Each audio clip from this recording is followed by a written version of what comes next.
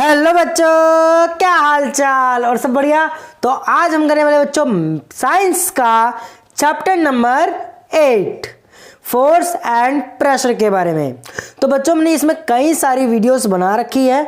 अगर आपने हमारी पिछली वीडियो नहीं देखी है तो ज़रूर आप हमारे चैनल पर जाके हमारी पिछली वीडियो देख सकते हो बच्चों। ठीक है बच्चों, तो हमने कई सारे टॉपिक्स हमने करवा दिए हैं इसके। तो आज हम इसका जो टॉपिक करवाने जा रहे हैं बच्चों वो है प्रेशर। वो क्या है बच्चों? प्रेशर। प्रेशर का मतलब बच्चों होता है दाब। हमने अभी तक बल के बारे में सारा पढ़ लिया है बच्चों, अब हम पढ़ेंगे प्रेशर के बारे में। तो पूरी वीडियो में बने रहिएगा, आपको अच्छे तरीके से समझ में आ जाएगा बच्चों। और चैनल पर अगर पहली बार आए हैं तो जरूर चैनल को सब्सक्राइब भी कर लीजिएगा बच्चों। तो चलिए स्टार्ट करते हैं। देखो बच्चों क्या लिखा हुआ है, you have learn in class 7th that strong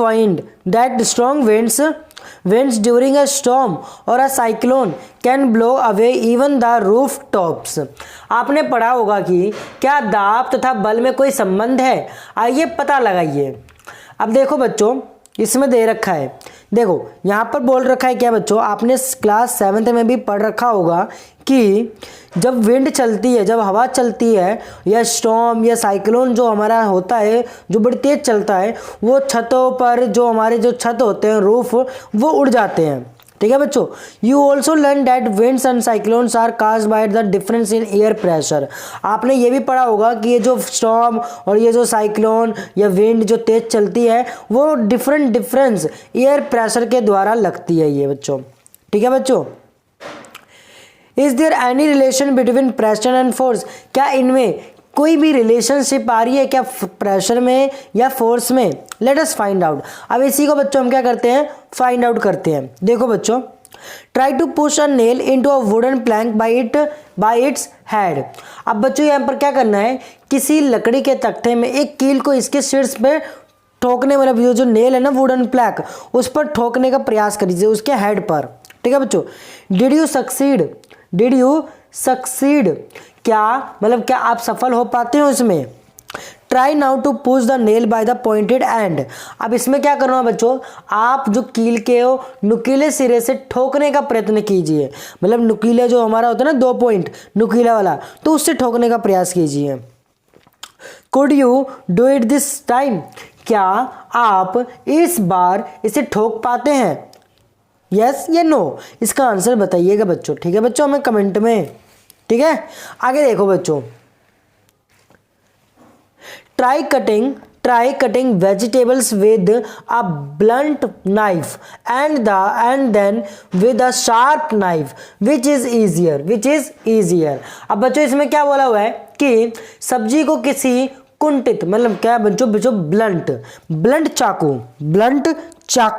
blunt चाकू तथा उसके बाद एक तीखे चाकू से काटने का प्रयास कीजिए। किसमें आसानी से सब्जियां कट जाएंगी बच्चों? ब्लंट का मतलब होता है बच्चों जिसमें धार नहीं है, जिसमें शार्पिंग नहीं है, जिससे हम काटती नहीं, दूसरे उसके अपोजिट साइड वाला। ठीक है बच्चों, उससे सब्जी नहीं कटेगी। और जिस तरफ शार्प होगा, जिस तरफ नुकीली होगी, और उस तरफ आसानी से सब्जियां क्या होंगी बच्चों? कट जाएंगी। क्या होगा बच्चों? और आसानी से सब्जियां कट जाएंगी। अगर बच्चों बैकग्राउंड में कोई भी नॉइजेस आ रहे हैं तो बच्चों उसे इग्नोर करिएगा और हमारी वॉइसेस पर ज़्यादा ध्यान दीजिएगा। आगे देखो बच्चों, do you get the feeling that the area over which the force is applied, for example the pointed end of the nail. अब देखो बच्चों, क्या आपको ऐसा लगता है कि जिस क्षेत्रफल पर बल लगाया जाता है, मतलब जिस एरिया पर क्या लगाया जाता है बच्चों? फोर्स लगाया जाता है। जैसे कि यहाँ पर बोल रखा है एग्जाम्पल के तौर पर यहाँ पर क्या लिया बच्चों? Pointed end of the nail. अब जैसे कि कील के नुकीले सिरे पर, हम उसके कील के नुकीले सिरे पर मारते हैं। अब उसके ऊपर मारते हैं तो नुकीला सिरा क्या हो जाता है बच्चों? वुडन प्लैंक के अंदर आसानी से चला जाता है। आसानी से क्या हो जाता है बच्चों? चला जाता है। अगर ठीक उसका उल्टा करें तो वो नहीं जाएगा अंदर। ठीक है बच्चों, play a role in making this task easier. ये सबसे मेन टास्क को, अपनी भूमिका को निभाता है आसानी से कार्य को। The force acting on an unit area of a surface is called a pressure. मतलब बच्चों इसमें यह बोला गया है कि जो फोर्स एक्टिंग हो रही है किसी यूनिट एरिया पर उसी चीज को हम क्या कहेंगे बच्चों? प्रेशर कहेंगे। हिंदी में बोलते हैं बच्चों इसको दाब। पृष्ठ के प्रति एकांक क्षेत्रफल पर लगने वाले बल को ही हम क्या कहेंगे बच्चों? दाब कहेंगे। ठीक है बच्चों। अब दाब का फॉर्मूला क्या है बच्चों? मींस प्रेशर का फॉर्मूला क्या है? प्रेशर इक्वल टू में फोर्स अपॉन में area on which it's act. Zone से एरिया पर क्षेत्रफल पर बल लगाया है बच्चों। ठीक है, बल मतलब फोर्स अपॉन में एरिया मीन्स बल अपॉन में क्षेत्रफल जिस पर ये लगता है। ठीक है बच्चों। आगे देखो बच्चों, इसमें हम पढ़ते हैं इसका क्या लिखा है। At this stage we consider only those forces which act perpendicular to the surface on which the pressure is to be computed। मतलब बच्चों यहाँ पर हम केवल उन बलों पर विचार करते हैं जो उस पृष्ठ के लंबवत है जिस पर दाब ज्ञात करना आसान मतलब करना है। ठीक है बच्चों, मतलब उसके परपेंडिकुलर ही हम देखेंगे उसका। आगे देखो बच्चों, आगे क्या लिखा हुआ है देखो बच्चों। I now understand why porter place a round piece of cloth on their head when they have to carry heavy loads.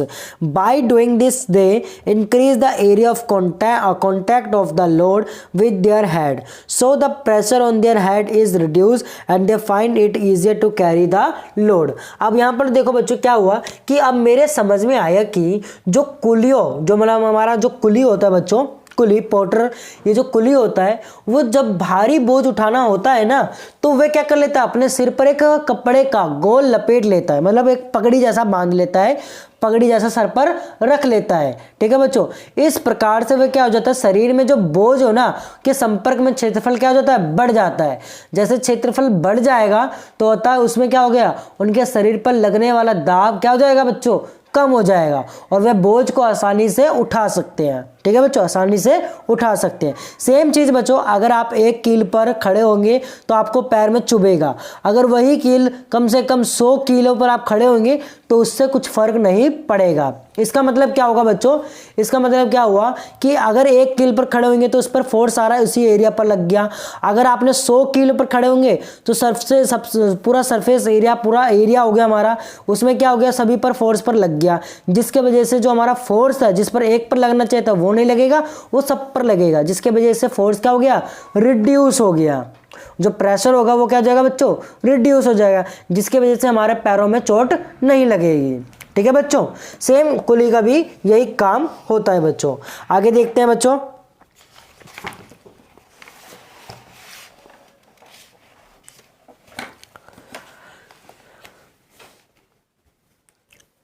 आगे देखो बच्चों, note that the area is